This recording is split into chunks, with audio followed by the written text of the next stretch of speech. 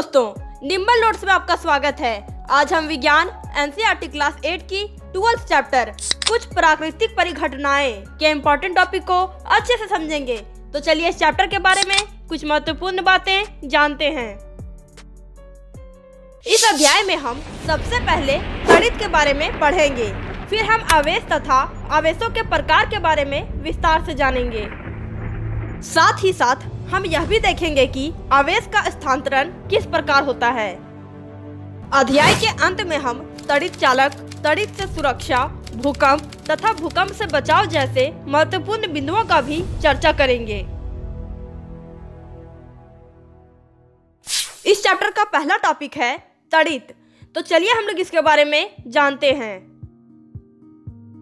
विद्युत के तार ढीले हो जाने पर आपने विद्युत खंभों पर चिंगारियां देखी होगी।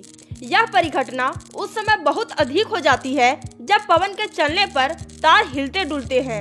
आपने सॉकेट में प्लग के ढीले होने पर भी चिंगारियां निकलते देखी होगी। तड़ित भी एक विशाल स्तर की विद्युत चिंगारी है। प्राचीन काल में लोग इन चिंगारियों का कारण नहीं समझते थे, इसलिए वे तड़ित से डरते थे। परंतु वास्तव में अब हम यह जानते हैं कि बादलों में आवेश के एकत्रित होने से तड़ित पैदा होती है। हमारा अगला टॉपिक है रगड़ द्वारा आवेशन। तो चलिए हम लोग इसके बारे में जानते हैं। रगड़ द्वारा आवेशन एक ऐसी प्रक्रिया है जिसमें दो अलग अलग पदार्थों को एक दूसरे के साथ रगड़ा जाता है, जिसके परिणाम स्वरूप इलेक्ट्रॉन एक पदार्थ से दूसरे पदार्थ में स्थानांतरित हो जाते हैं। उदाहरण के लिए, जब हम किसी बॉल पेन की खाली रिफिल को तेजी से किसी पॉलीथीन के टुकड़े से रगड़कर इसे कागज के छोटे छोटे टुकड़ों के समीप लाते हैं तो कागज रिफिल से चिपक जाता है। ऐसा इसलिए होता है क्योंकि जब हम प्लास्टिक की रिफिल को पॉलीथीन के साथ रगड़ते हैं तो यह कुछ विद्युत आवेश अर्जित कर लेता है।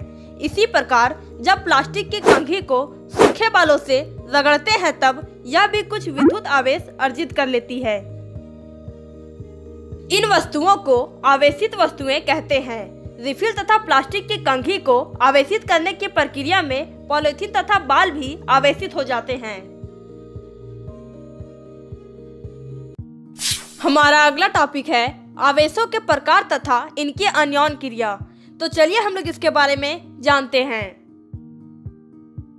आवेश दो प्रकार के होते हैं, प्रतिकर्षित और आकर्षित।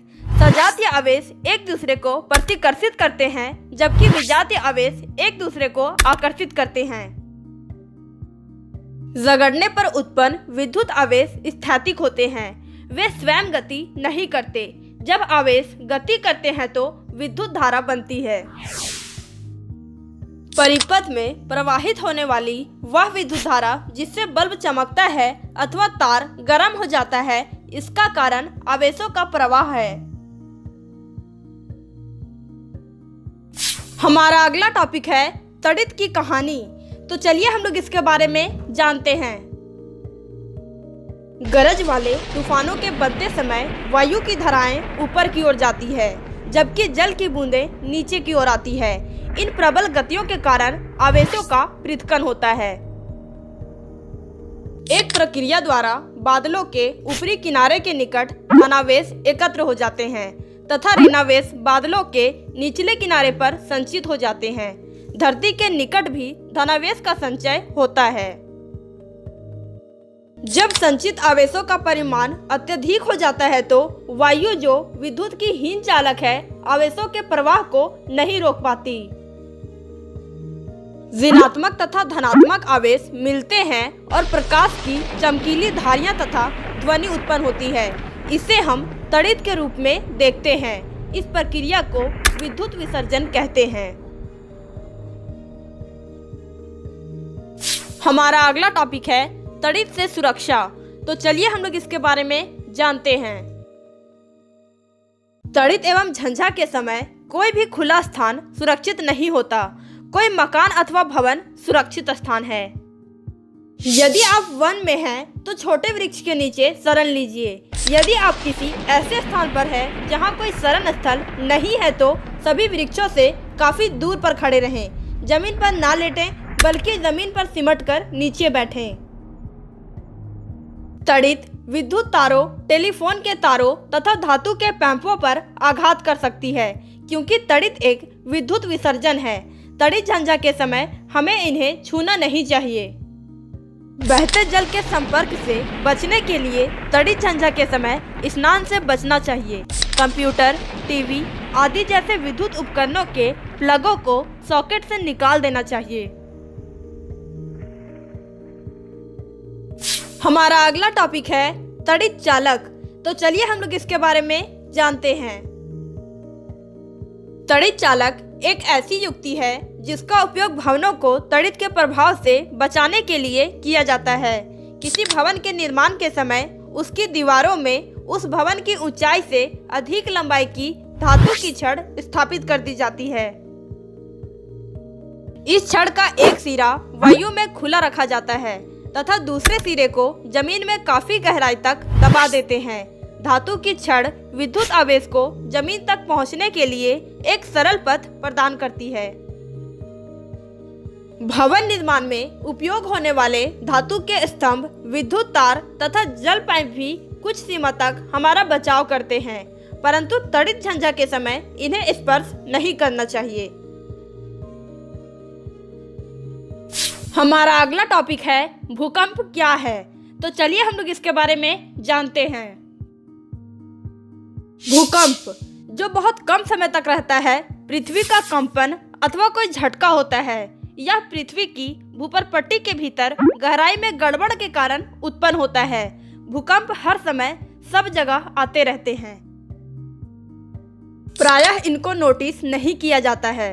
विशाल भूकंप बहुत कम होते हैं। ये भवनों, पुलों, बांधों तथा लोगों को असीम क्षति पहुंचा सकते हैं। इनसे जीवन तथा संपत्ति की विशाल हानि हो सकती है। भूकंपों से बाढ़, भूस्खलन तथा सुनामी आ सकते हैं। 26 दिसंबर 2004 को हिंद महासागर में एक विशाल सुनामी आया था। महासागर के चारों ओर के तटवर्ती क्षेत्रों में अपार हानि हुई थी। हमारा अगला टॉपिक है भूकंपों के क्या कारण है। तो चलिए हम लोग इसके बारे में जानते हैं। पृथ्वी के भीतर की सबसे ऊपरी परत में गहराई की गड़बड़ के कारण भूस्पंद आते हैं। पृथ्वी की इस परत को भूपर्पट्टी कहते हैं। पृथ्वी की यह परत एक खंड में नहीं है, यह टुकड़ों में विभाजित है। प्रत्येक टुकड़े को प्लेट कहते हैं। ये प्लेट निरंतर गति करती रहती है। जब ये एक दूसरे से रगड़ खाती है अथवा टक्कर के कारण एक प्लेट दूसरी प्लेट के नीचे चली जाती है, तो इसके कारण भूपर्पट्टी में विक्षोभ उत्पन्न होता है। यही विक्षोभ पृथ्वी की सतह पर भूकंप के रूप में दिखाई देता है। पृथ्वी पर भूस्पंद ज्वालामुखी के फटने अथवा किसी उल्का पिंड के पृथ्वी से टकराने अथवा किसी भूमिगत नाभिक के विस्फोट के कारण भी उत्पन्न हो सकते हैं, परंतु अधिकांश भूकंप पृथ्वी के प्लेटों की गतियों के कारण आते हैं। हमारा अगला टॉपिक है भूकंप से बचाव। तो चलिए हम लोग इसके बारे में जानते हैं।